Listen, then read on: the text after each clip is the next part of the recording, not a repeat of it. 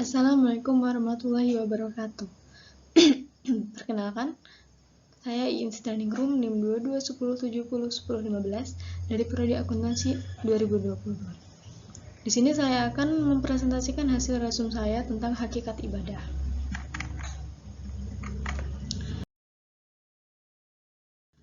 Ibadah sendiri merupakan sebutan yang mencakup seluruh apa yang dicintai dan diridhoi Allah Subhanahu wa taala, baik berupa ucapan atau perbuatan yang zahir maupun yang batin.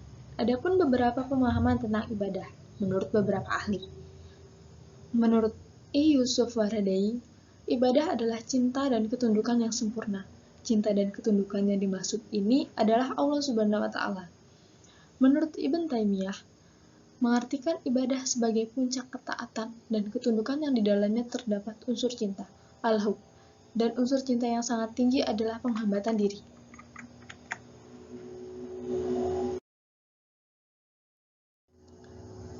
Hakikat ibadah tercermin dalam masalah pokok. Yang pertama, mengokohkan konsep penghambatan kepada Allah di dalam diri.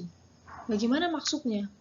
Maksudnya, mengokohkan perasaan bahwa di sana ada hamba dan ada Rob Tuhan, ada hamba yang beribadah dan ada Rob yang disembah.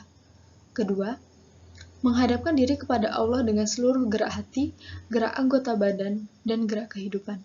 Semua itu hanya dihadapkan kepada Allah semata, seraya melepaskan segala perasaan lain dan melepaskan segala konsep kecuali konsep penghambatan kepada Allah.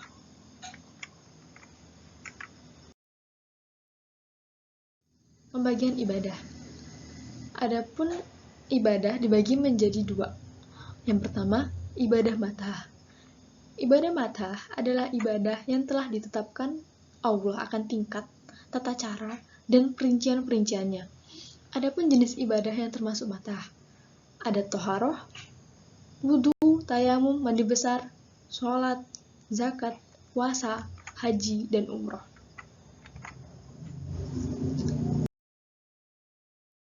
Kedua, ibadah khairu matah.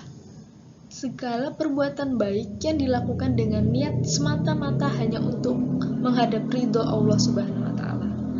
Adapun yang termasuk ibadah khairu matah ini diantaranya adalah berdakwah, melakukan amar ma'ruf, mengajak kepada kebaikan, dan nahi mungkar, mencegah perbuatan buruk.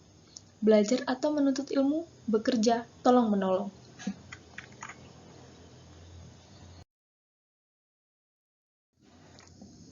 Ibadah sendiri mempunyai fungsi. Terdapat 4 fungsi. Yang pertama, untuk menumbuhkan kesadaran pada diri manusia. Yang kedua, mewujudkan hubungan antara hamba dengan Tuhannya. Yang ketiga, mendidik mental dan menjadikan manusia ingat akan kewajibannya. Yang terakhir, melatih diri untuk berdisiplin.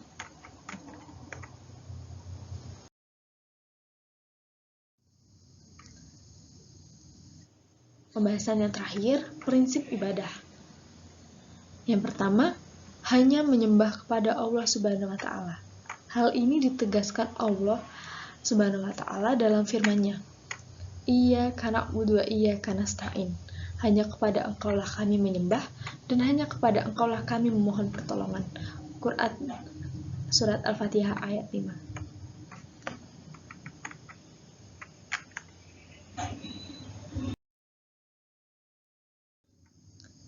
Yang kedua, tanpa perantara.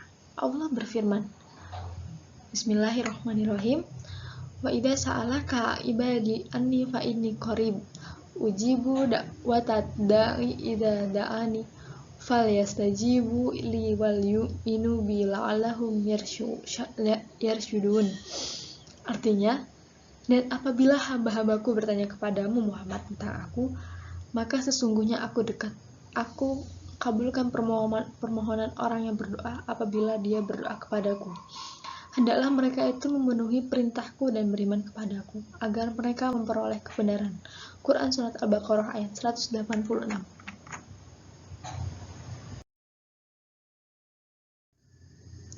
Prinsip ibadah yang ketiga, harus ikhlas.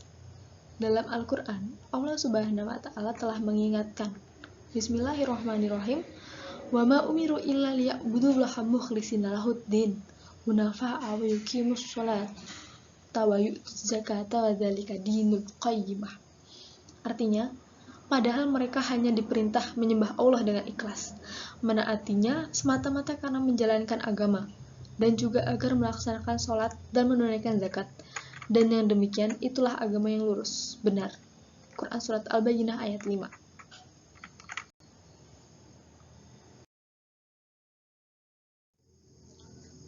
Yang keempat, harus sesuai dengan tuntutan. Allah berfirman, Kul innama ana yasharum mithlukum yuha ilayya annama ilahukum ilahu wahid. Faman kana yarju liqa'a rabbih falyamal amalan shalihan wa la yusyrik bi ibadati rabbih ahada. Katakanlah Muhammad, sesungguhnya aku ini hanya seorang manusia, seperti kamu yang telah menerima wahyu bahwa sesungguhnya Tuhan kamu adalah Tuhan yang Maha Esa. Maka barang siapa mereka pertemuan kepada Tuhannya, maka hendaklah dia mengerjakan kebajikan dan juga mempersekutukan dengan sesuatu pun dalam beribadah kepada Tuhannya. Quran Surat Al-Kahfi ayat 110.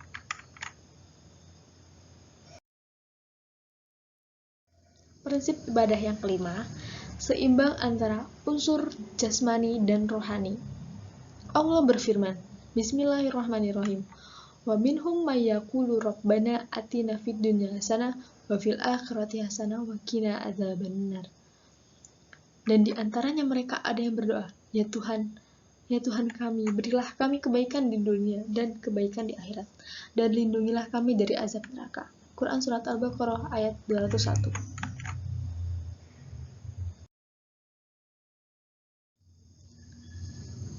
Terakhir, prinsip ibadah yang terakhir adalah mudah dan meringankan. Karena Allah tidak pernah memberikan perintah yang memberatkan hambanya. Allah berfirman, Bismillahirrahmanirrahim, La yukallifullahu nafsan illa wus'aha, laha ma kasabat wa 'alaiha ma tasabat. Rabbana la tu'akhizna in nasina aw akhtana. Rabbana wa la tahmil alaina isran kama hamaltahu 'alal ladzina min qablina. Rabbana wa la tuhammilna ma la taqata lana bih wa'fu anna waghfir lana warhamna anta maulana fangsurna 'alal qaumil kafirin. Artinya, Allah tidak membenahi seseorang melainkan sesuai dengan kesanggupannya. Dia mendapat pahala dari kebajikan yang dikerjakannya dan dia mendapat siksa dari kejahatan yang diperbuatnya. Mereka berdoa, ya Tuhan kami, janganlah Engkau hukum kami jika kami lupa atau kami melakukan kesalahan. Ya Tuhan kami, janganlah Engkau bebani kami dengan beban yang berat sebagaimana Engkau bebankan kepada orang-orang sebelum kami. Ya Tuhan kami, janganlah Engkau pikulkan kepada kami apa yang tidak sanggup kami memikulnya. Maafkanlah kami, ampunilah kami, dan rahmatilah kami. Engkaulah pelindung kami, maka tolonglah kami menghadapi orang-orang kafir. Quran Surat Al-Baqarah ayat 286. Sekian presentasi dari saya. Bila ada salah kata atau kekurangan, mohon dimaafkan. Wabillahi taufiq wal hidayah. Wassalamualaikum warahmatullahi wabarakatuh.